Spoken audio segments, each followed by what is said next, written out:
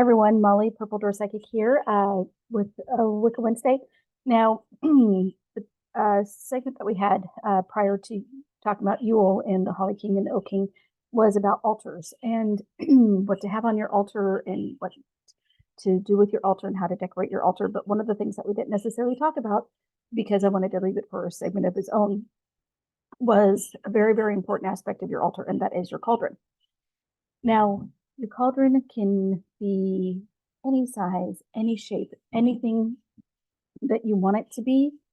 You just need to make sure that it is something that is going to be fireproof, because a lot of times when we do spell work, we have candles and we have fires and everything along with it. Now, cauldrons can cost anywhere from like $10, $11, depending on what you might find at a yard sale or a thrift store, all the way up to a couple $100s. It just depends on what you want. And you can also have more than one cauldron. You don't necessarily have to stick with just one. You can definitely do multiples if you want to. And they can also be very different designs and very different shapes, as I said, in different sizes. So I'm going to show you the one that we use for some of our rituals. So this is one that I actually picked up at a thrift store. It is, sorry, there we go. It is a little older, a little bit beat up. As you can see, it's very well used. Actually have to clean it out. That's another thing. You do need to clean out your cauldrons. And it is just a fun little one that we've had for years now. I do have a much larger one that my husband gave to me for one of my birthdays, which is a large cast iron Dutch oven kind. So you can also go that route as well.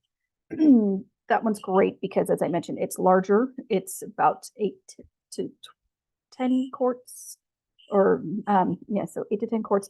It's one of the ones that you would see when you go camping, and it is fairly substantial. It's put away right now, and it's very, very heavy because of being pure cast iron, and then it also has a nice little lid that goes along with it.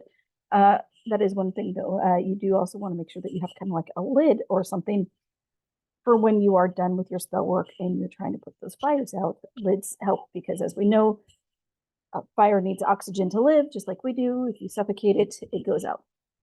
Another size that you can do is something like this. Now, this is much smaller. This is made of copper more than regular metal like the other one. So you might want to take a little bit more care with it. You might not necessarily want to do direct flames into something like this, but it's still an absolutely fantastic one. Got this as a Yule present. So thank you very much to my wonderful husband for this as a Yule present. This size can also be used as an offering cup. So it's up to you. But smaller spell work, I mean, you can put the candle right inside of it and do some of your smaller spell work that way. I wouldn't necessarily, like I said, with it being copper, which is a softer metal, I wouldn't necessarily recommend doing a whole full heating up, but usually your best bet is something along the lines that's going to be cast iron.